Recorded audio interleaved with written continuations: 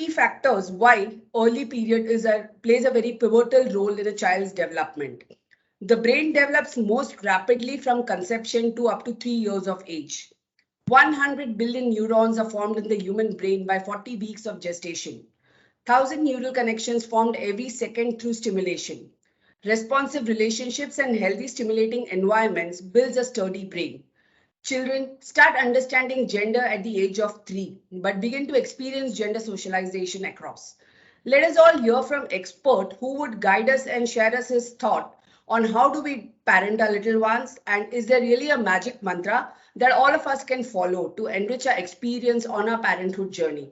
It's indeed an honor and a privilege to introduce a stalwart in the field of mental health, Dr. Shesha Sheshadri, former senior professor and former head department of child and adolescent psychiatry, former dean behavioral sciences division, former director of NIMHANS.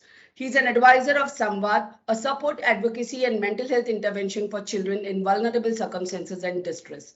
It's a national initiative and an integrated resource for child protection, which is located at NIMHANS, Bangalore. He is also known for his research work in life skills training. He was a part of the national deliberations of the POSCO Act 2012. He has delivered thousands of lectures in various national and international conferences and has over 100 publications in national and international journals to his credit. As we proceed further, you may ask the questions in the chat directly with the doctors, which will be moderated accordingly. Dr. Sheshadri, we take this opportunity on behalf of Team IBSL and on behalf of our MD and CEO, Mr. Ravi Chandran, for joining us for this session and giving us your valuable insights as we proceed towards the session. Friends, just a takeaway here, sir is not well. However, he has obliged to take this session because we have blocked the calendars accordingly. So really thank for that.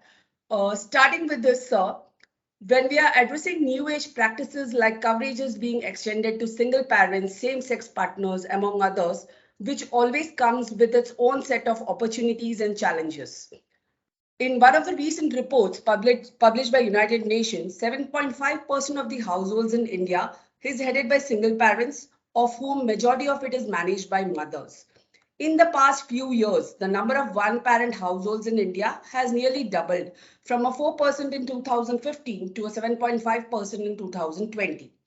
Successful women and men who sidestep formal marriage are becoming single parents through adoption or surrogacy. In 2015, the Union Government Central Adoption Resource Authority relaxed its rule to permit unmarried men to adopt children. According to CARA data, over the past 4 years, there has been a 50% increase in the number of single prospective adoptive parents, especially women tendering adoption applications. From a financial anxiety to juggling to work with the childcare duties, single moms are under constant pressure to meet societal and their own children expectation. Having said that, yes, the society is becoming friendly towards men also adopting children across. So we wanted to understand, so to begin the session with, we wanted to understand your views on single parenting and how difficult is the journey when it comes to single parenting.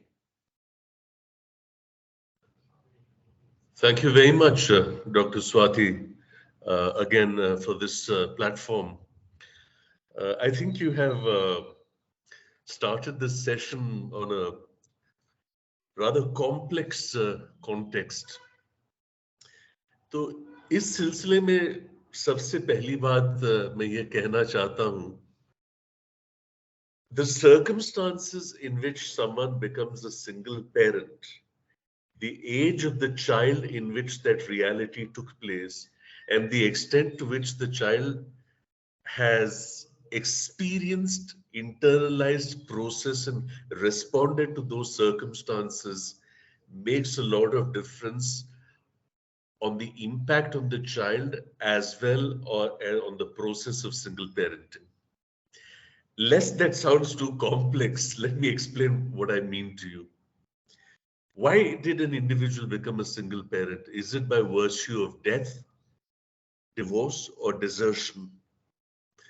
If it was through divorce, was it a high conflict divorce characterized by marital discord, alas, even the theme of domestic violence? That was the child witness to this? Was the non-custodial parent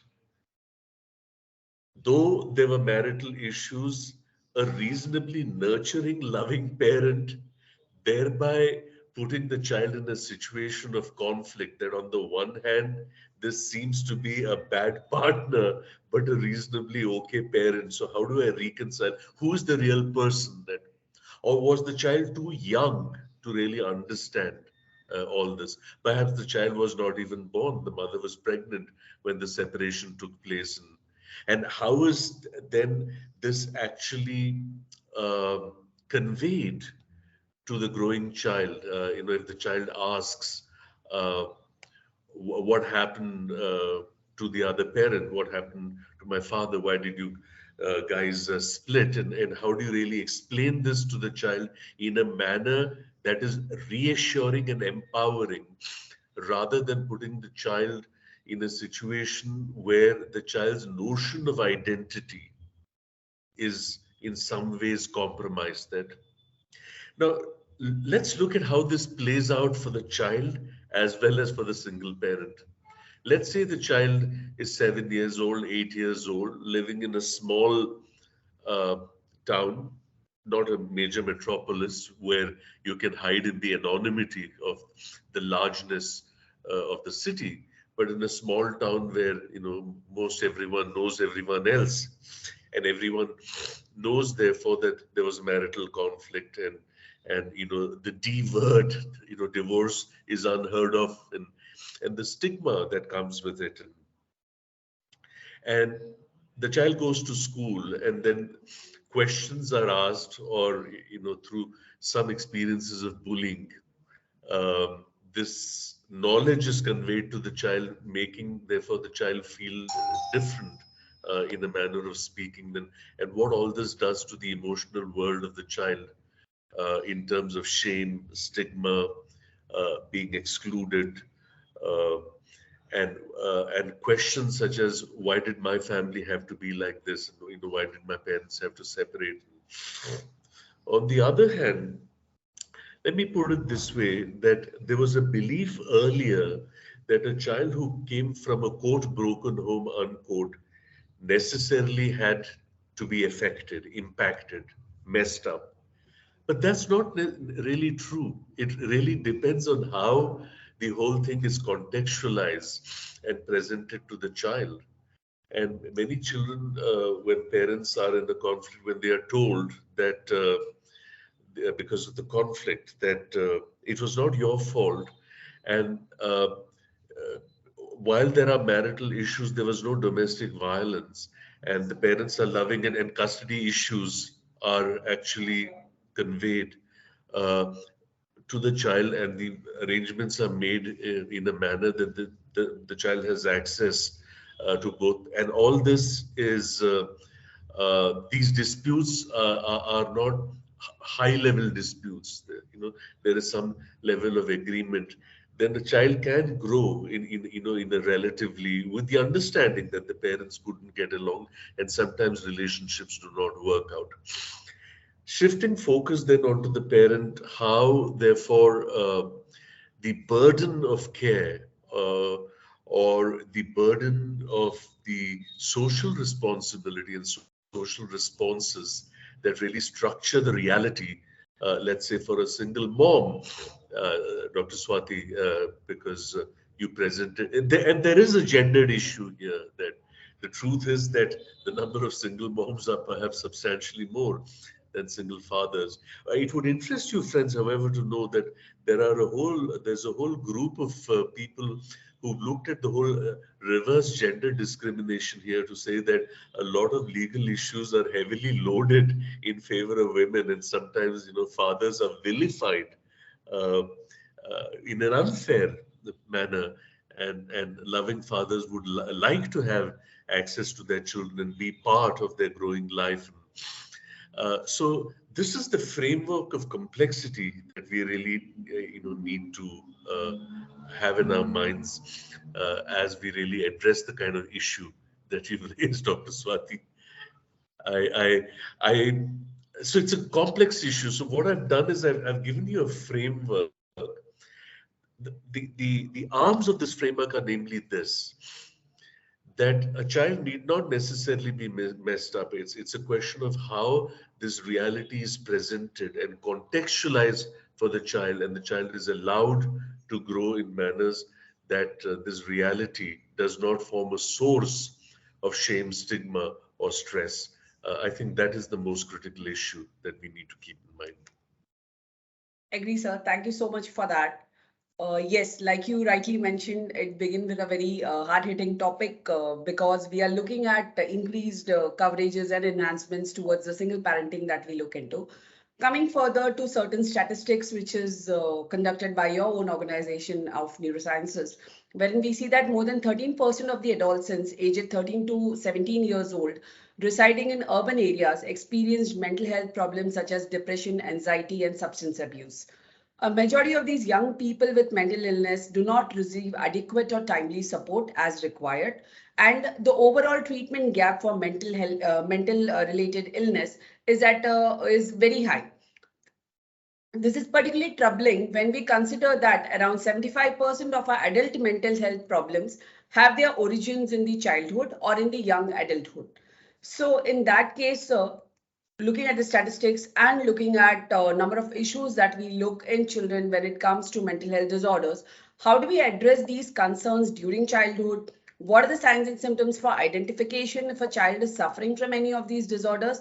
And how do we as a parent understand that it's a time for likely intervention by a psychiatrist or a psychologist so that we do not miss the treatment part of it and we ensure that we take timely steps? Dr. Swati, to basically look at the context of your question, Yes.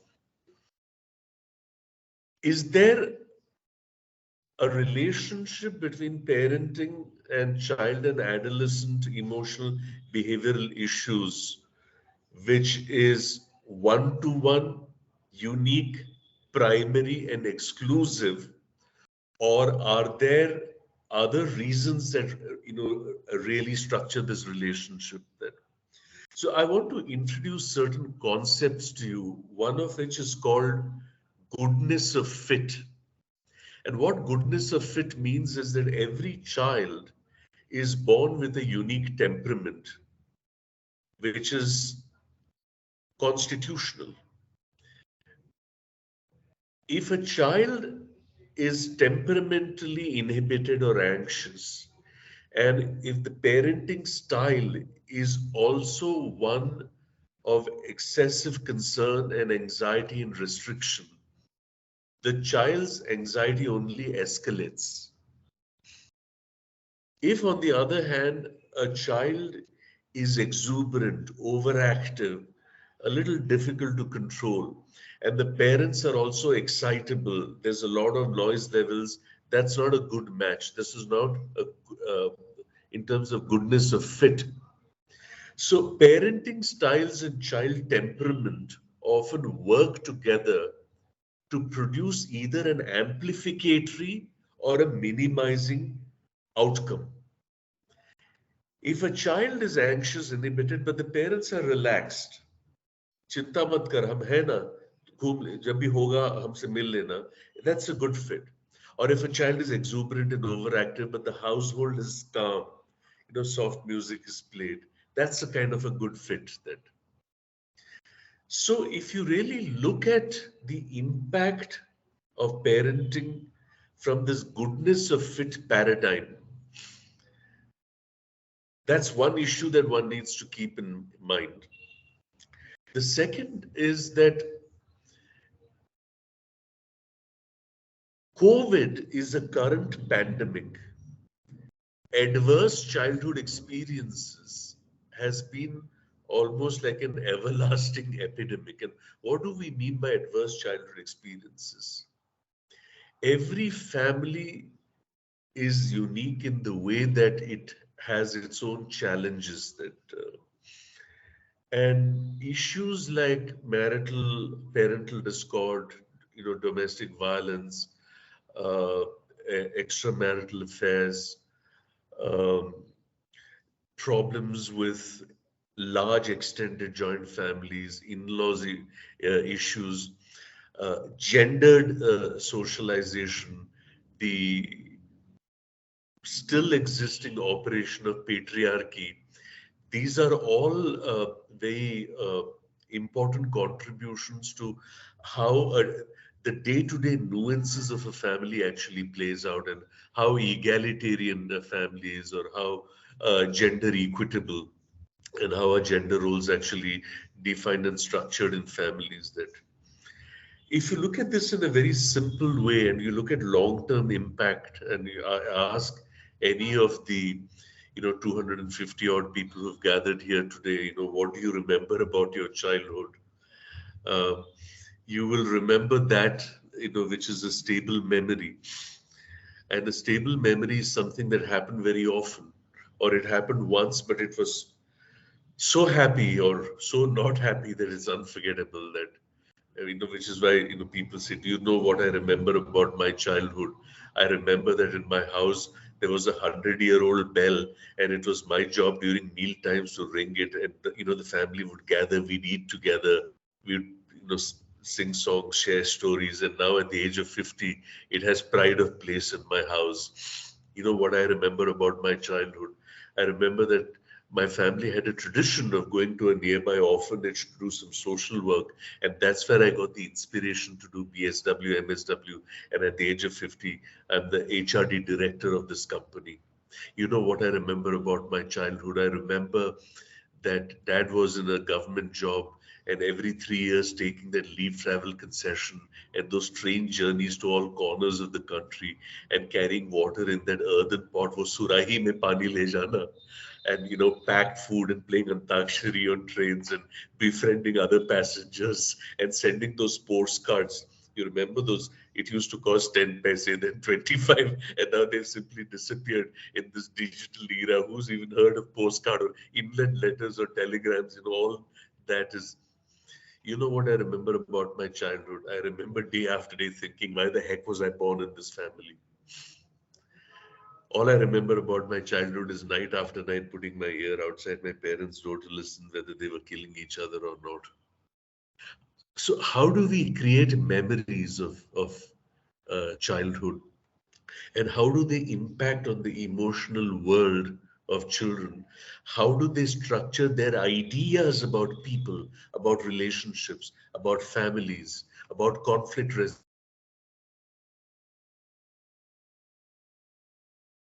the we feeling in? And that's where the role of parenting in really structuring the kind of figures that Dr. Swati alluded to becomes so critical in the way we look at the importance of parenting. So this is not to say that every child and adolescent problem that exists today is because of something wrong with the parents did, wrong with parents. That's not my point. My point is not to vilify parents or to vilify parenting. I'm just saying that uh, it comes back to a fundamental question. If whether you're heterosexual or whether you're gay, uh, you know why do you choose to marry, or why do you choose to have children? Are having children a business investment, that you invest in them so that when you're old and infirm they take care of you? Or and this is precisely the question. You remember when Dr. Swati referred to the whole context of adoption, and we asked this question of adoption and about prospective parents, why do you want to adopt? And when they say stuff like it, it has social value, or I will be enriching an unfortunate child's lives, that all that may be true, friends, but that's the wrong answer. You should need to adapt because you want to be a parent. All the good that you may do to an abandoned child, an orphan child, are secondary issue. That cannot be the primary reason for. And if those are the reasons why you adopt and it doesn't work out well, that's where returning of children takes place. And that's where, when extended family says, कहा था ना कि adopt मत करो, पता नहीं, कौन से परिस्थिति से बच्चा है, अब देखा ना क्या हरकत करता है, and see what you got yourself into. So I think one needs to be clear uh, that the reason to be a parent has to be a very intrinsic, personal, and individual motivation.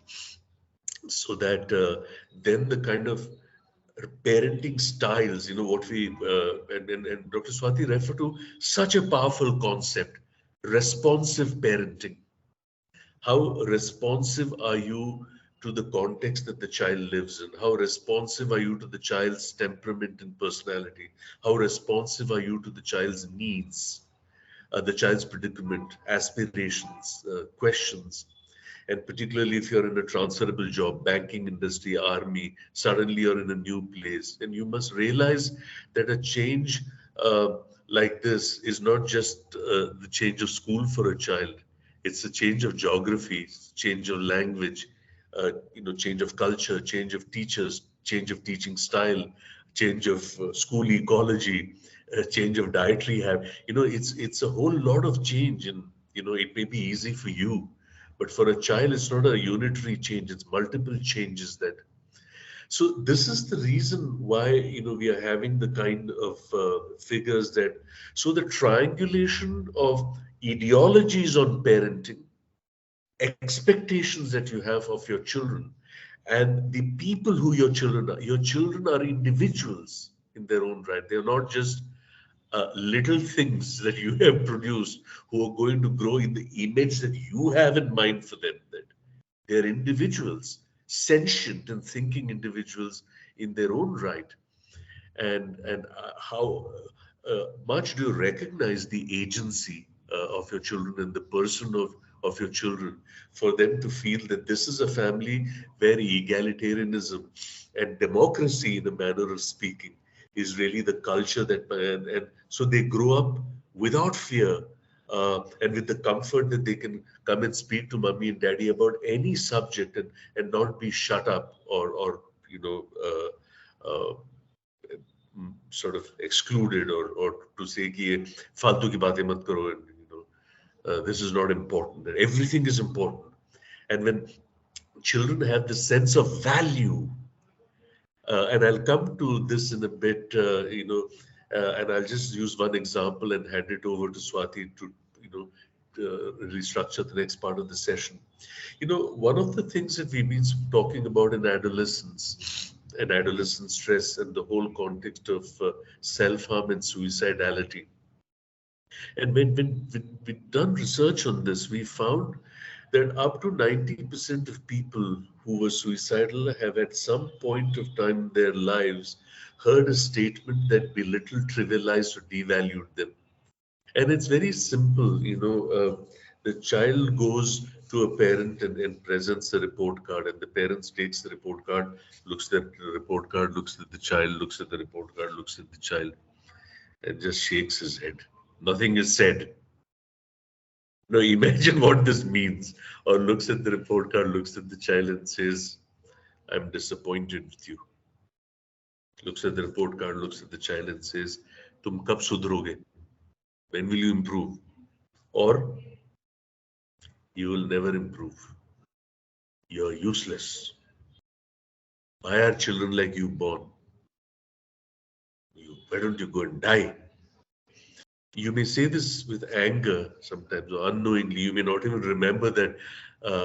So the whole context, see, people speak very easily about physical abuse and so on. The whole issue of emotional abuse is so little is known about it, that so a child is devalued. I have no value uh, in my parents' mind and in their eyes. So what does it matter if I live or die? That, and when push comes to shove, that switch is triggered. It is put on to say, in any case, I've been devalued. That when they're in a situation of stress, when they're afraid that again my dad or mom will be disappointed, or I'll be criticized, that switch is put on, and that's where you get into this whole business of. So, the importance of conversations, therefore, and the importance of a child uh, having the conviction that I'm valued in my family as a person, my opinion, my feelings are valued, they're listened to. I'm an important part is so critical to. So that's the point I wanted to make, Dr. Swati.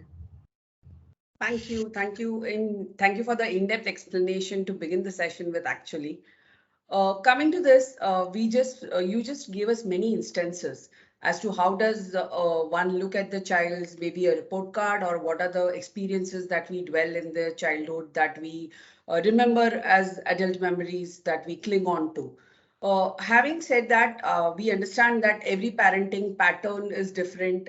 You very subtly classified in a very simple manner for us to understand what are the various roles, or what are the various levels of parenting, different ways of parenting that usually people look into. But sir, having said that, we as parents, is it possible for us to establish a harmony, or how do we have a boundary line there wherein we say that I am not underparenting my child, or neither am I overparenting my child? Is there something like that that we as individuals can look into, so that we are not extremely concerned about the child's future, the child's well-being and way forward? At the same time, we also look into those facts that the child has to live his own life. We cannot take away his pleasures, we cannot take away his disappointments. So, is there a way in which we can balance out these things? Let me give you both a technical response to that and a very simple, commonsensical, reality-based response. The technical response is basically this: when people speak about parenting styles, authoritative, authoritarian, and permissive.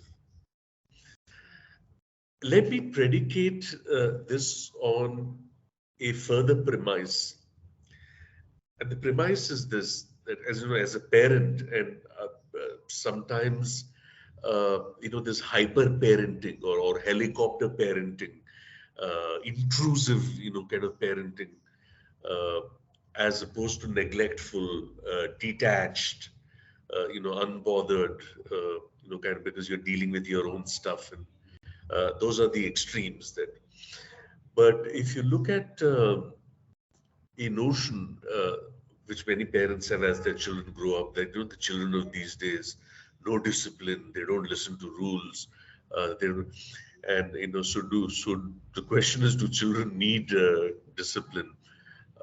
Yes, no, perhaps, maybe, I don't know that. I mean, everybody needs discipline, my friends. Why just children?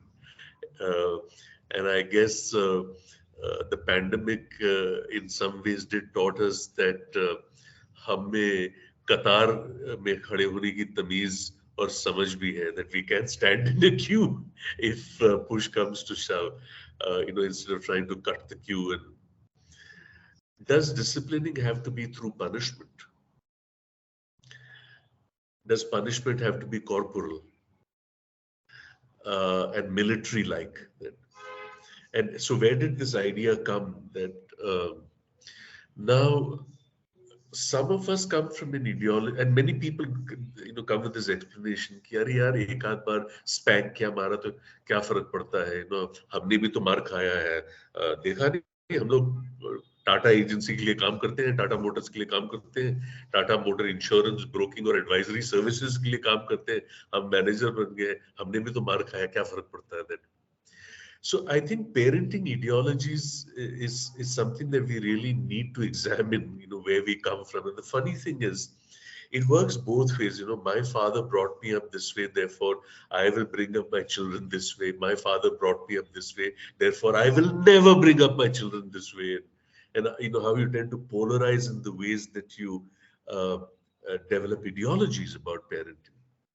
तो ये technical तौर पे authoritative authoritarian on the one hand, very permissive on the other hand, जो मर्जी कर लो, that because you're so rich that it doesn't really matter that, and that parents really have time to sit with you and play, or were you just brought up by nannies, and or are you a daily wage worker and a migrant worker and so struggling to make ends meet that where is the time to?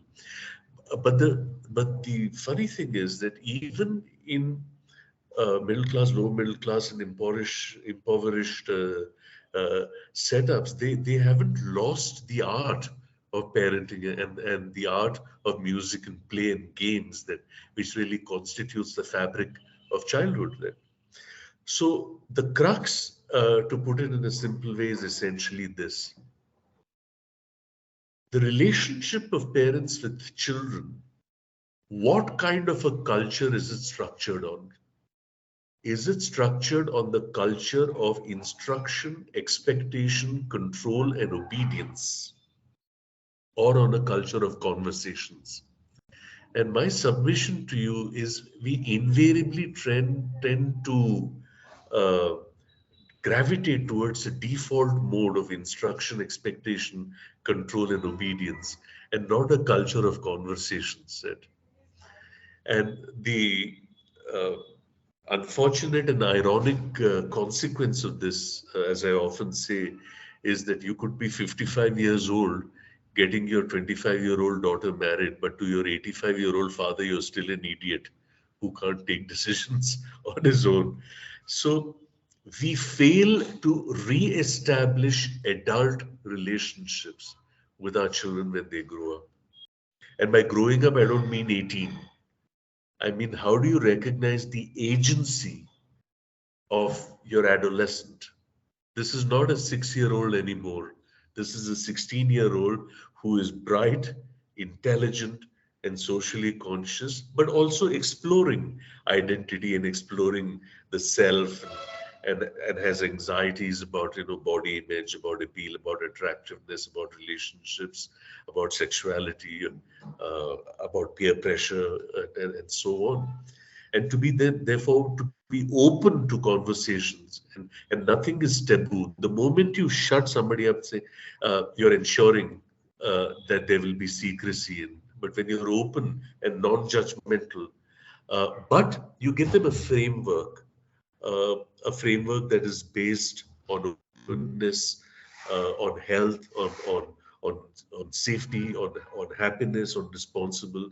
So even where sexuality is concerned, we talk about a healthy, happy, safe, and responsible framework of sexuality. Not ki jo marzi karo. So when you discuss this, you ensure that their decision-making process is informed rather than uninformed, and that's the most critical issue of how this really plays out in reality. Swati? Yes, sir. Yes, like you rightly mentioned, with respect to how is the parenting different, and an 85-year-old parent in house with a 55-year-old this and a 25-year-old daughter getting married. So when we come to this concept of joint families, which we see that is decreasing nowadays. But having said that, जैसे बोलते हैं, बच्चा हमेशा बच्चा ही होता है, माँ बाप के लिए कोई भी उम्र हो जाए. That's what we all that's what we your parents telling, irrespective of your age.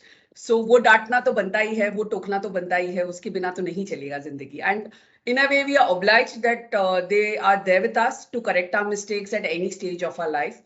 But addressing this in today's era, so many times over the period we have heard conversations like this कि आपके समय की बात अलग थी, अभी की बात अलग है, or your parenting tips which you give me will not work for my child.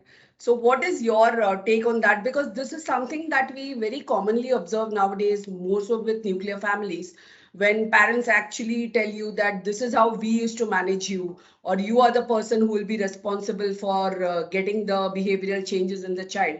But we as this age parents always think that ये ऐसे नहीं होता है, या there is a difference to what was there say 20 years back to what is there in the last 5 or 6 years. So what's your take on that, sir?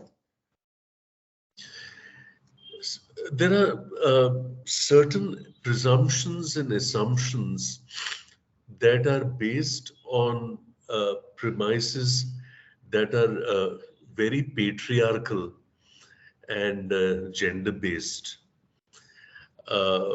Now, one may cling on to this, they may be charming and old fashioned, uh, uh, but whether they work in contemporary times, and so the question we have to ask ourselves is whether childhood has changed and transformed. And we must grant that childhood has changed essentially because the human race is adapting to many of the kind of changes um, in our ecology that people in their 60s and 70s now did not spend a childhood in the digital world. They did not spend time in a world where communication was that easy. There was no mobile phone, there was no WhatsApp, there was no Facebook, there was only a trunk call that. So to live in an illusion, or may I even dare say a delusion, that childhoods have not changed and they're pretty much the same, would really create a situation of tension. That so we have to grant that in some ways issues have changed where childhood is concerned, and the nature of childhood, and the kind of experiences that the contemporary child faces, and the kind of challenges that a contemporary child faces. Having said that, uh, टोकना वगैरह, you see, the way that I interpret this as a problem is that I look at this even in the context of domestic violence, and this whole codependency factor, हमसे प्यार करते हैं इसीलिए हम पे हाथ उठाते हैं, kind of is very problematic. uh, because then it is an acceptance, therefore, of aggression and violence as a legitimate expression of commitment. And I would argue that point.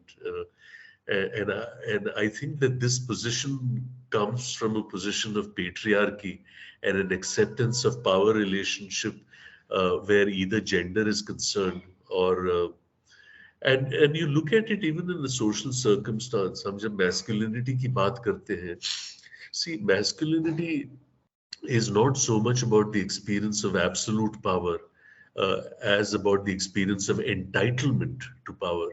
Because while in a gendered society, men may experience or enjoy power over women, the truth is that men have power over other men based on issues like region or caste or class or economic status. That so it's about entitlement to power, and this entitlement comes from socialization processes within, and that's where egalitarian parenting and responsive parenting become important. So I think that each individual develops his or her own parenting ideologies. In a child with a given temperament, sticking on to traditional views on parenting may work because the child is of easy temperament. But when a child is of difficult temperament, it may not work. And that is where it's important to question whether this ideology works with all children. This is why you may have three children and two of them do reasonably well with your autocratic way of functioning. But this kid is intelligent, has a notion of agency, is self-willed, and that doesn't work. And that's what, sort of creates the kind of conflict uh, and tensions that then escalate into arguments and disagreement, and then dramatic behaviors like running away from home, and, or aggression, and conflicts that escalate to really serious proportions and then need to be resolved by mental health interventions. So that's the way that I would really address this, Dr. Swati. Sure, sir. So we have certain questions in the chat box coming up. So I think we can have one quick round of rapid fire connecting to whatever was discussed now. So we have one of our participants telling that is ADHD very common nowadays. Can you help us understand this better? Sir, if I may ask you, is it possible to switch off your video because there is some network issue out here, so your face is not clearly visible? Okay, sure. Yeah. So we are able to hear you properly, but then the screen is very blurred out. So ADHD is a neurodevelopmental problem. It's quite common, and one of the commonest conditions that one sees in the clinical practice. That is it on the rise? there really is no data to say that it's a phenomena that is on the rise. Uh, One needs to recognize that it is of different forms of severity. It can be mild, moderate, or severe. Severe forms of ADHD are quite uh, visible and discernible.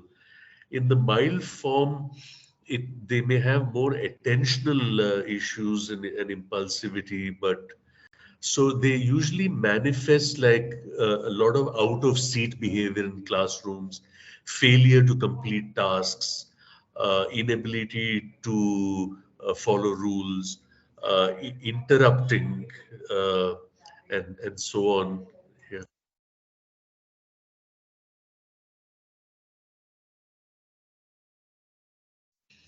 And so, what we usually do is we try to figure out the level of severity, and then we attend to these levels by a whole set of tasks which focus on attention building, on task completion, self monitoring. uh, Only a certain percentage of children are put on medication if the ADHD is exceedingly severe. But we equally work a lot on social skills training because one of the consequences of ADHD is that these children are socially rejected because they're not very popular because they're impulsive and sometimes they're aggressive.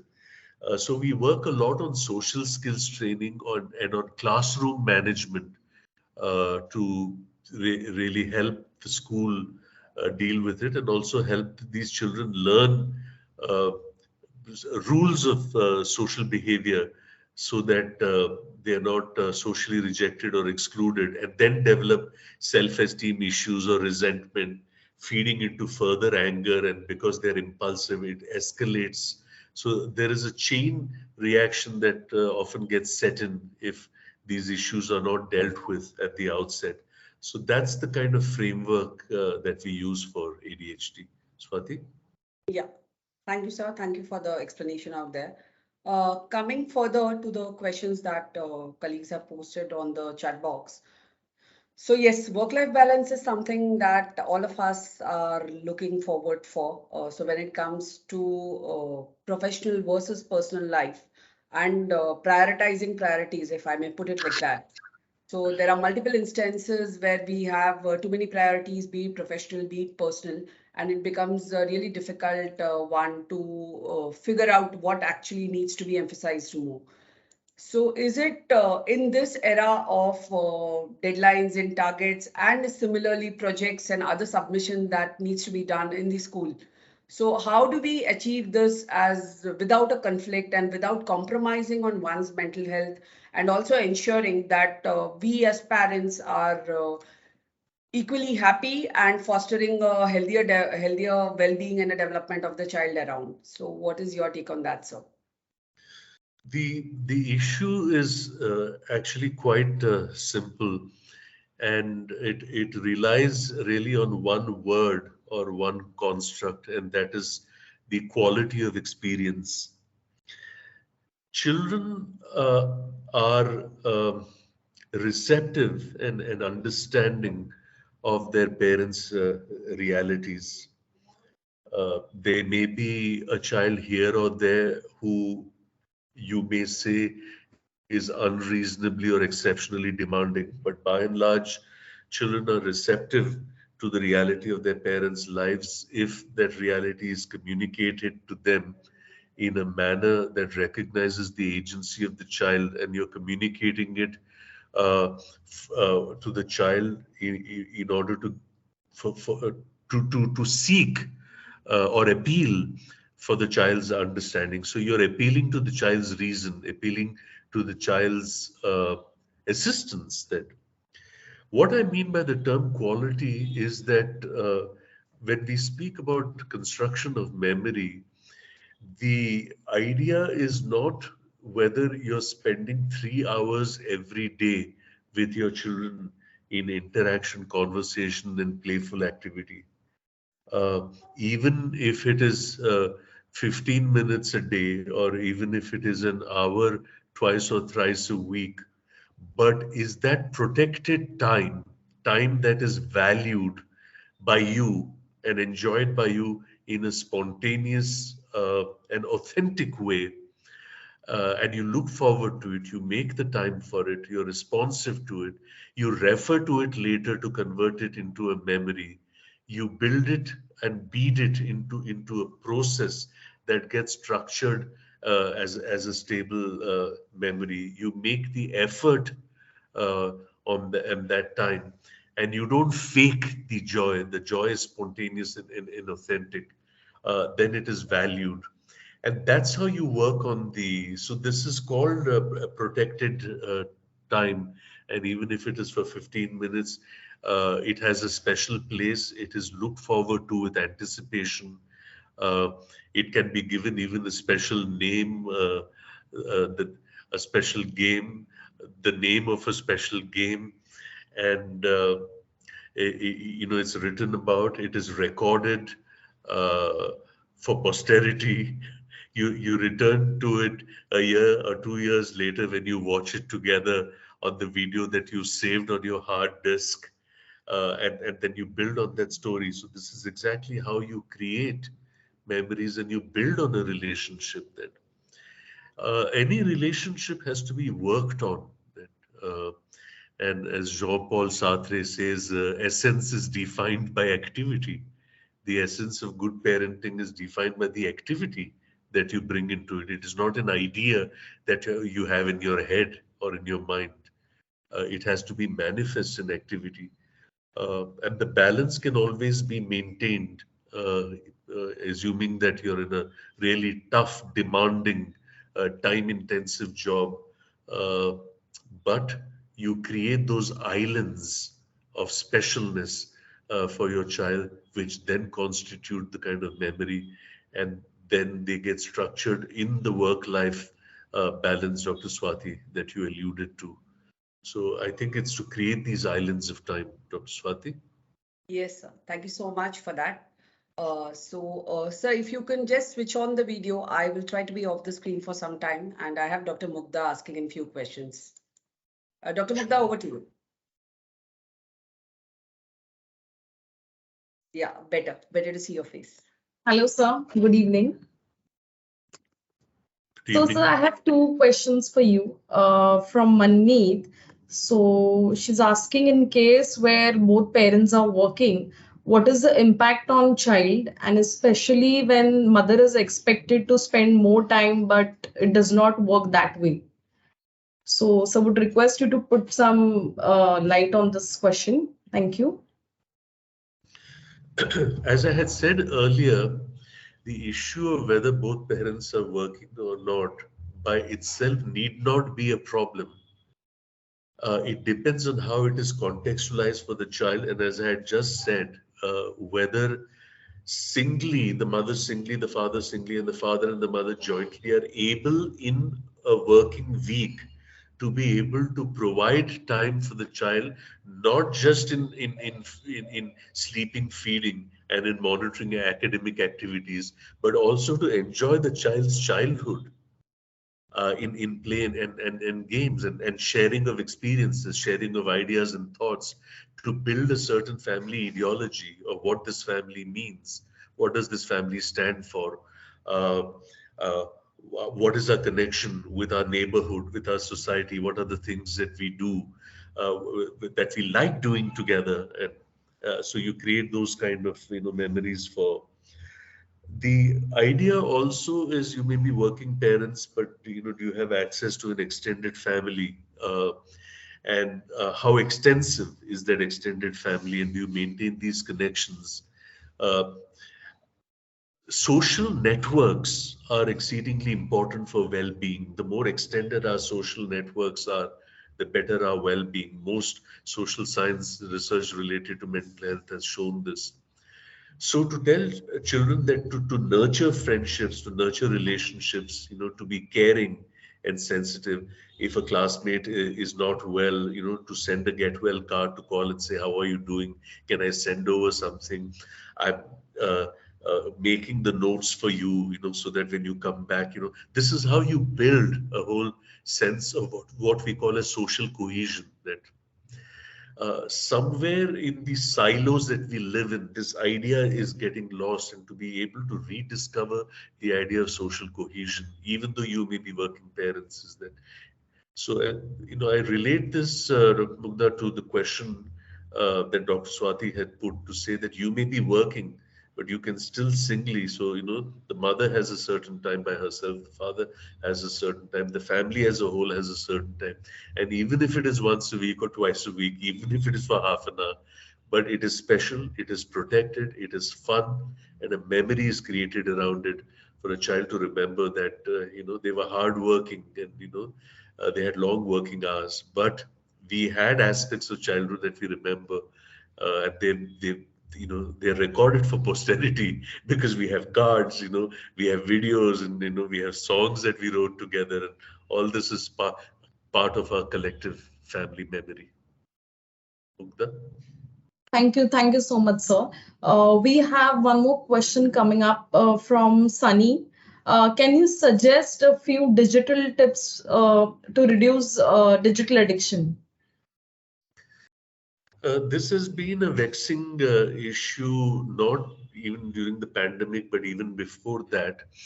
And in fact, the American Pediatric Association, the Indian Academy of Pediatrics, the Indian Association for Child and Adolescent Mental Health have all issued guidelines on permissible screen time. That so here are some of the guidelines that for preschoolers, the total amount of screen time should be perhaps about 90 to 120 minutes a day, and that too not continuously, perhaps in 5 or 6 sets of 15 to 20 minutes each.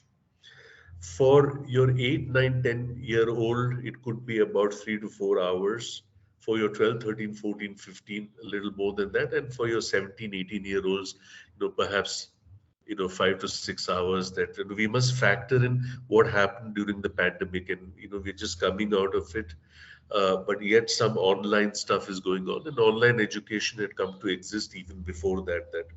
So this is one sort of prescription. The second issue is there is a difference between processed experience and unprocessed experience. If you seat a 2-year-old in front of a TV, no one sitting next to him or her, these are just images for the child. They have no meaning that. But if someone is sitting with the child saying कि वो देखो वो पानी P रहे हैं और ये उसके हाथ से ये गिर गया अच्छा ये लोग खेल रहे हैं, the visual image is being converted into knowledge, the knowledge into language, and the language into memory. That so the difference between processed and unprocessed experience. The third issue is a family plan. And the family plan is that a certain time will be spent off screen when a family eats together, or a family does something together, even like I said, even if it is for half an hour. The next is how do you use the digital world to actually maintain connection with your extended family and social contact, not just for texting, gaming, and all of that. That having said that, there'll be a certain percentage of adolescents who have what is called as a behavioral addiction, internet gaming disorder, pornography, sexting, texting, and so on. Now that's so 18 hours a day and so on, of being on the net. And now that problem needs to be dealt with by uh, behavioral scientists or mental health professionals, because that is in the realm of a behavioral addiction, that many other aspects of life are being ignored. That and we have methods to deal with it for socially healthy use of technology, where we work with this adolescent with a plan to say we are not stopping screen time, but how do you conceptualize yourself as an individual, in terms of your peer interactions, your interaction with society, your aspirations, your family, your home responsibilities, your other interests, and what is the extent to which, therefore, digital time constitutes who you are as a person. And then, so we put that into a sort of a map, And then to say, I recognize I'm much more, my individuality is not, or identity is not defined by the amount of digital time or screen time that I spend. I have this much more, and then you reorganize the time. Then it comes down to 13 hours, and the parents still complain to say, "Abhi to 13 घंटे बैठा हुआ है." But we say, "कम से कम 18 घंटे से 13 घंटे तो कम हुआ ना." That's an improvement. So we look at improvement as a process. So these are some of the issues that we use as far as technology in the digital world is concerned. Dr. Swati? Thank you. Thank you, Dr. Mugdha, for taking in those questions. So I can see multiple questions on chat box, but what I understand is Doctor is already addressing it in brief across the questions that have been put across in the chat box. Having said that, sir, your thoughts, like we will have a rapid fire thing for next 10 minutes. Your thoughts on peer pressure and competition that's presently in, and how do parents look into it that no, there has to be grade A, and also coming to the fact that majority of these schools are going away with the going away with the ranking system, and there is great persistence across that we see across different boards. So how do we handle peer pressure and how do we handle competition? Also, coming to this fact that as in future, the number of jobs that we see today, the way the digital technology is progressing further with AI things coming in place, we are not sure whether we'll have these same jobs 20 years down the lane. So yes, competition and studies do matter, no doubt about it. But then how do we handle this and how do we ensure that we don't be behind the lives of our children, saying that, no, you have to clear this so that you get a secure place across in one of the premier institutions or the organizations for a successful future outcome. So what are your thoughts on this, sir? So, as far as peer pressure is concerned, um, and even indeed as far as competition is concerned, one of the most important issues is something that we call as life skills education. So I have taken the liberty to put on chat the website of a national initiative that I'm running, which Dr. Swati referred to, Samvad. If you look at the resources of this website, you will find a section age-wise 0 to 6, 6 to 12, and 13 to 18 on life skills. And what life skills does is that life skills are a set of 10 skills: decision making, problem solving, creative thinking, critical thinking, and so on. So decision making in a peer pressure situation, decision making in a competition situation. So a life skill operates in more than one context. And the relationship of this life skill and the context is completed by the way that we train or convey this idea to, not in didactic ways. So I'm in fact coming right now from Delhi, where we had an international conference on life skills education, and Dr. Swati, interestingly, a whole redefining of life skills based on exactly what you said. What is the world of business and the world of employment going to look like 20 years from now? Uh, but I think we need to address the system in conjunction with the National Education Policy 2020, which is looking at learning in a very different way. It has said that we need to look at learning from the philosophy of learning how to learn. So holistic, experience based, group learning, um, activity based, project based, social reality based. The content, domain specific content, IT, medicine, management, all that can come later. And this is why NEP 2020 is permitting carrying over of credits, taking a gap year, working on the field, understanding the social structure. That so how we teach handling peer pressure is understanding the peer who's putting the pressure and the peer who's being pressurized, and understanding the psychology of each. Where does this come from, and where does he or she come from? And what is this interaction about, and how else can we? So the methodology we follow is the intent, content, method, process, paradigm.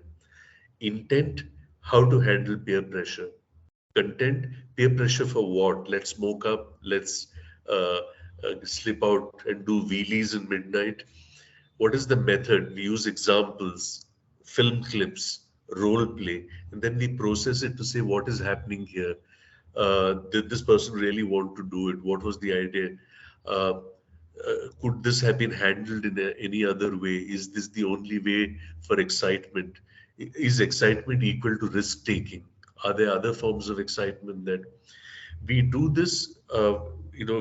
With 10 people who succumb to peer pressure, uh, two of them may continue to succumb to peer pressure, but at least eight transform in ways because they have the necessary life skills for negotiation, for assertion, for deflecting, for withdrawing in a context of peer pressure to actually. So that's the kind of situation that we're talking about: life skills, education. And all that is present in this website. Do have a look at it. Do also have a look at some of what we have put out on YouTube as our life skills methods. You'll have a great idea about this whole employability situation, also the work situation from. And do pass on these links to anyone you feel like, because as I've often said, all this material is public domain, free access. We don't believe in copyright. We believe in copy left. Thank you. Thank you so much for that, sir. Really, it would be helpful. And I would, when we send across the mailer summarizing the session that we do, we will be sharing it across the links accordingly. Coming to one of the questions by Mr. Jitendra, I would put it in a different way. It's a long one. So during our times, I would say I belong to the 80s generation, 1984 born. So looking at that, sir, for us, outing meant maybe once a month with our parents, going to the nearest hotel, or maybe once in 2 months. But just because we spoke about peer pressure today in a different aspect right now when you addressed it. So one of the participants out here has mentioned a very categorically, which is true in most of the instances that we look into. While we go out for play to, when children go out for playing or to school, they come across situations wherein their colleagues or their friends have a better gadget available with them, or go out for a better vacation. International destinations are being very common nowadays. So yes, it may not be true for all the household across to have the similar way, but when the child comes and discusses this matter with the parents, saying that हमारे friend तो यहाँ जाके आए हैं, आप हमें कहाँ ले जाने वाले हो, या आप हमें कहीं ले ही नहीं जाते हो, या हम तो बहुत कम बाहर जाके खाना खाते हैं, as simple as that. So this is something that's being done by them consciously. There is a bias that's being formed towards it. So how do we address these things across in different situations? So one of the situations being on gadgets or expensive video materials or something like that, which they have easy access to, or as simple as a digital tool like a mobile being available to a kid, say, who is in a 5th standard or a 6th standard nowadays. So how do we look into this aspect, sir? How about honesty? Honesty would help. See, if your position, if you've already decided in your mind कि नहीं करना है, नहीं देना है, नहीं हो पाएगा, for reasons that are legitimate or perhaps not. Perhaps you have the capacity to give it, but you just feel that it's unreasonable, or you're overindulgent. On the one hand, that children are receptive to being treated respectfully and with honesty. And more than that, if your response comes from a position of fairness, as Charles Dickens says in Great Expectations, there is no emotion in the world that is more powerful than the emotion of a world, than the emotion of a child who's been treated unfairly. So, does the child perceive legitimacy in your predicament? And that comes if you establish a culture of conversations right from the beginning as to what circumstances you come from and what is possible for you, what is affordable, and what is not.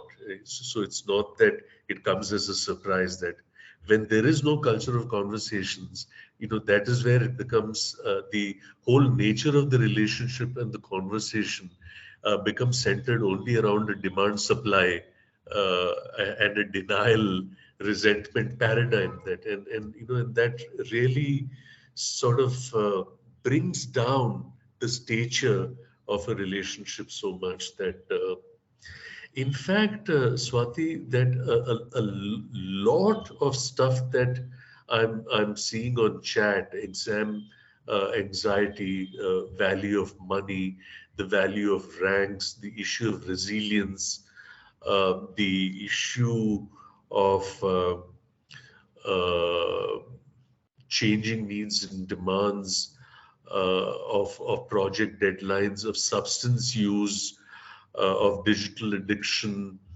of loss experiences and COVID, exposure to the media, peer pressure that many people have put down on chat.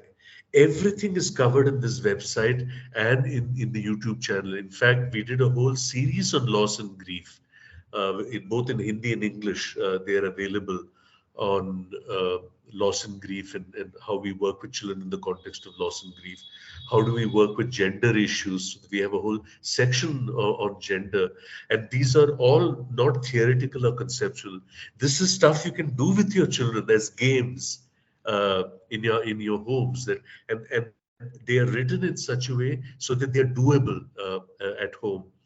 So, to the question that Bhaktavar and Atlas areas, for example, put, how do we tackle gender equality issues in a 7-year-old, and how do I tell my son not to hit? And all this is actually put down in simple activities that, how do you allow a 7-year-old to, develop ideologies about relationships, about aggression, about conflict resolution. And thank you, Rajiv Varghese, for saying how about honesty. So apt. So I'd really like to thank, you know, Kavita and Pratyucha Rao and Mayuri and Reshmi Roy Chaudhary and George Felix and Nisha Panikar and Julie Sinha and Geeta and Praveen and Pranam and Manmeet Kaur and Hariram Nayak and George Felix and then Sunny and Reshmi, Kavita, George again, and Sandeep Singh, Piyush Saxena, Avantika, and Umesh Desai, Sarvanan, Bhaktawar, Jitendra, all of you, Ashwini, all of you for your active participation on chat, and I hope I've sort of frameworked the, as I was telling in seriousness, but also in a light-mannered way to Swati, we may need to have a 101 session series Yes, sir. I given was the just kind of coming to that. So when we speak about parenting, yes, I don't think there would be a better stalwart to tell us on how many, what are the different types of categorically mentioned lectures. And sir has already put across those links on the chat boxes. We may not be able to do complete justice to everybody within the time slot that we have. But yes, today's session was more about understanding whether we are going to some extent in the right direction. And yes, with the digital era and the common concerns that most of us have as parents, right from single parents to gender equality and things like that, there are multiple issues that we look into, and there are multiple ways to sort out. So there is always a silver lining that we look into. It's not that अभी तो वो जमाना नहीं रहा या आजकल के बच्चे तो उनको तो gratitude ही नहीं आता है. So there's always good that we can look at it and decipher some quick takeaways from which Dr. Shishadri just mentioned. Colleagues, in looking at the time, we are already at 5:50 now, and I think it's time that we close down. So, sir, on behalf of our MD, Mr. Ravichandran, and team at TMIBSL and our partner at 1MD, I take this opportunity to thank Dr. Shekhar for providing us his valuable insight. I also thank all the participants for joining in today's session, and I hope and look into it, that there were certain key takeaways that we would like to share with our loved ones. Looking forward for such discussions in future as well. Wishing everybody, everyone who has a child within themselves, a happy Children's Day in advance. And thank you, sir, for giving us your time and sharing us some quick nuggets on what parenting is. It was really insightful, and we await the feedback from all our participants who have joined for today's session. We'll be sharing a short summary of the session that we did today, and with the YouTube links and things. It's already there in the chat box. So we request all the participants and the colleagues to go through it as per their leisure. And like sir rightly mentioned, this is free, available in the public domain. So I'm sure that we can do it as per our leisure time and take some good insights from it. Thank you so much, sir. Thank you, Anirudh. Thank you, Ashwini, for moderating it at the back end. Thank you so Always, much, as sir. always. Thank Thanks, you. Thank you, everybody. Thank you, sir. Thank you. Bye. Nandri. Nandri.